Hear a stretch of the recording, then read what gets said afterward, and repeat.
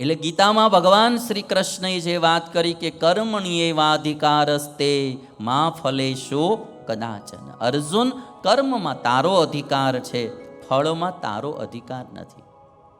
એટલે આપણી ભારતીય સંસ્કૃતિમાં કોઈ બી કાર્ય થાય તો શરૂઆતમાં મંગલ આચરણ કરવામાં આવે, જેને મંગલાચરણ કહેવામાં આવે.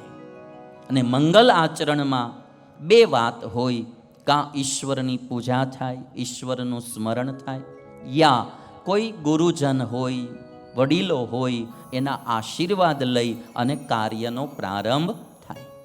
કાં ભગવાનની પૂજાથી પ્રારંભ થાય, ભગવાનના સ્મરણથી શરૂઆત થાય, અને કાં કોઈ સાધુ સંત વડીલ ગુરુજન એના આશીર્વાદ લઈ કાર્યનો પ્રારંભ થાય.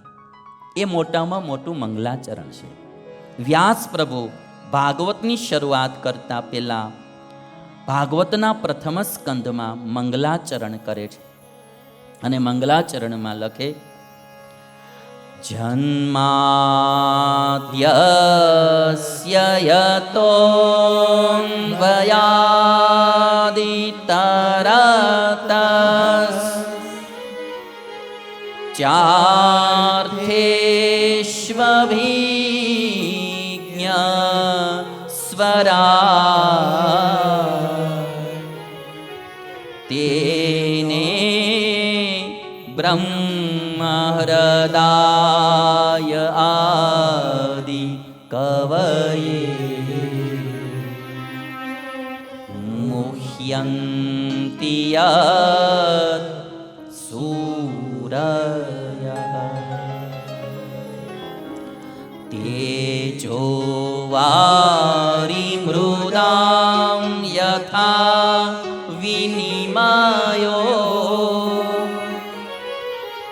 યત્ર ત્રિસર્ગો મૃષા ધામ્ના સ્વેન સદા નિરસ્ત કુહકં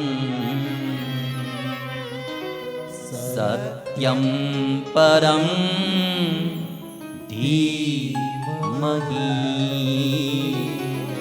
સત્યં પરમ ધીમહિ.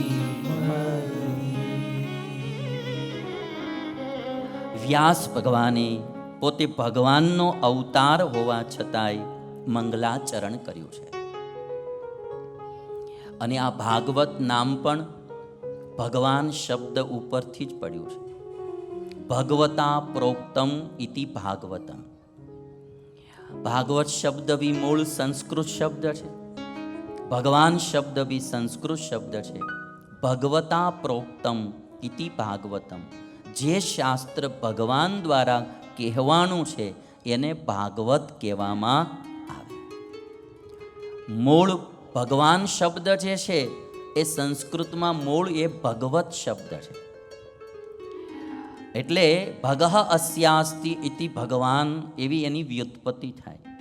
અને ભગવતા પ્રોક્તમ ઇતિ ભાગવતમ. સંસ્કૃત શબ્દ હોય ને એના રૂપ ચાલે. મૂળ તકારાંત ભગવત શબ્દ, એનું રૂપ ચાલે તો ભગવાન, ભગવંતો, ભગવંતઃ, ભગવંતમ, ભગવંતો, ભગવતઃ, ભગવતા, ભગવદ્ભ્યામ, ભગવદ્ભિઃ, આવી રીતે એનું રૂપ ચાલે. એટલે મૂળ ભગવત શબ્દ એનું રૂપ ચલાવો તો એનું પ્રથમા એક વચન થાય ભગવાન. એ ભગવાન શબ્દ ઉપરથી ભાગવત શબ્દ બન્યો. ભગવતા પ્રોક્તમ ઇતિ ભાગવતમ. ભગવાન દ્વારા કહેવાયેલું જે શાસ્ત્ર એને ભાગવત કહેવામાં આવે. આ શાસ્ત્ર જે છે એ સ્વયં વ્યાસ ભગવાન દ્વારા કહેવાનું છે, એટલે એનું નામ ભાગવત પાડવામાં આવ્યું. તમને ક્યારેક કોઈ પૂછે કે ભાગવતનો અર્થ શું થાય, તો મેં તમને આ વ્યુત્પત્તિ સાથે બતાવ્યું. ભગવતા પ્રોક્તમ ઇતિ ભાગવતમ.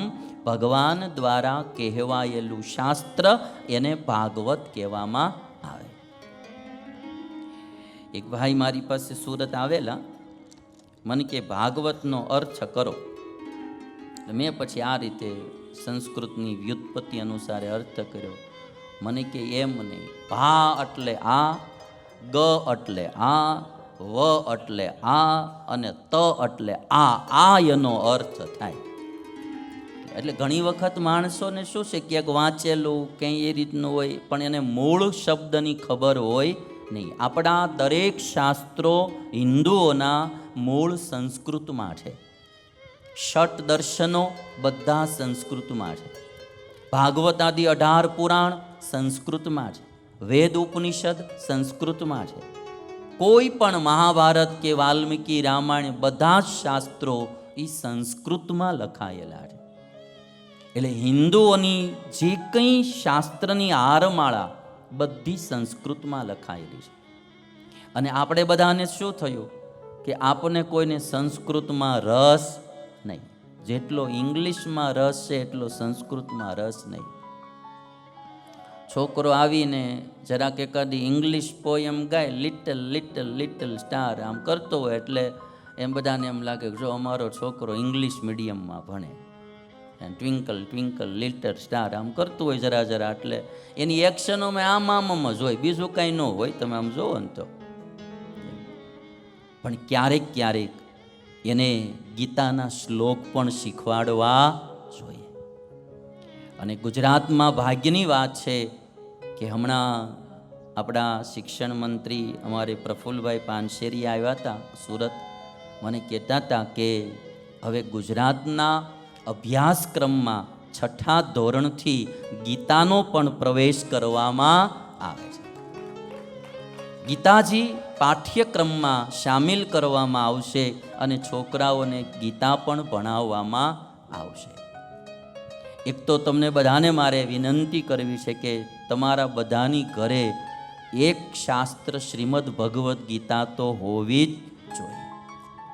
આપણે ખાલી કોર્ટમાં હમ ખાવા જ ગીતાનો ઉપયોગ કર્યો. એ ખાલી હમ ખાવા માટે નથી, એ જીવનને બદલવા માટે શ્રીમદ ભગવદ્ ગીતા છે. બધાની ઘરે, હિન્દુ હોય એમની ઘરે એક શ્રીમદ ભગવદ્ ગીતાનું શાસ્ત્ર હોવું જોઈએ. અને એના સારા સારા શ્લોક એ આપણા છોકરાઓને નાનપણમાં શીખવાડવા જોઈએ. પહેલાં આપણે શીખવા અને પછી છોકરાઓને શીખવાડવા. જિંદગીમાં ખૂબ કામમાં આવશે આ શ્લોકો. મહાત્મા ગાંધી જ્યારે મુશ્કેલીમાં મુકાતા દેશના કાર્ય માટે, ત્યારે ગીતાનો સહારો લેતા. જેલમાં પણ એને શ્રીમદ ભગવદ્ ગીતાનો પાઠ કરેલો. અને બાપુને એવું લાગેલું કે શ્રીમદ ભગવદ્ ગીતા એ કોઈ સાંપ્રદાયિક ગ્રંથ નથી.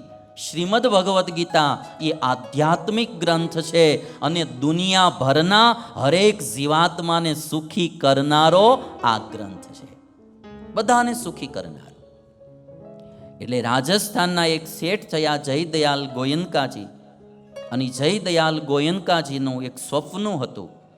તમે બધા જાણતા હશો કે ભારતભરના લોકો શ્રીમદ ભગવદ્ ગીતા એને આસાનીથી ઉપલબ્ધ થાય, સસ્તા ભાવે બધાને મળી રહે, એટલા માટે ગોરખપુરમાં ઉત્તર પ્રદેશમાં એણે ગીતા પ્રેસની સ્થાપના કરી. એ રાજસ્થાનના શેઠ, એના દિલમાં એવું કે મારા ભારતવાસી લોકોને એકદમ સસ્તા ભાવે શ્રીમદ ભગવદ્ ગીતા પુસ્તક મળી રહે, એટલા માટે સ્પેશિયલ પ્રેસનું નામ ગીતા પ્રેસ રાખ્યું.